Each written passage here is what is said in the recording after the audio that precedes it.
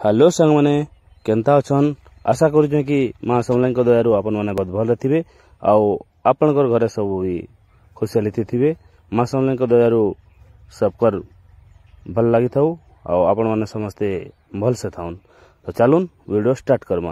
Video start करवारू आगतारू आपण मैंने आमार चैनल थी नुआ आइसन तो चैनल के सब्सक्राइब और बेल घंटी के ऑल कर नौन जेन थिला कि जिते बेले भी आमे पहला करी वीडियो बनामु तो आपण मन निके नोटिफिकेशन आसी जीवा। तो चलून वीडियो करमा स्टार्ट।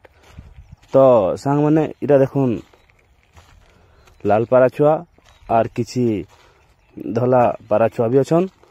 इदा के आमे पापड़ पारा भी कहसु। तो आपण मैंने देखिकी बुझी पारुथिबे देखुन केते सुंदर होइछन छुआ माने। तो आपण मैंने जदि सभी एंता पारा छुआ रखिकी होम ब्रीडिंग कराबार के चाहुचन तो आम संगे कांटेक्ट करूँ।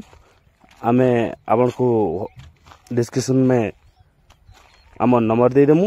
तो देखुन इटा हूँ लालपारा आपण मैंने पहला दिन देखले एटा तार छुआ।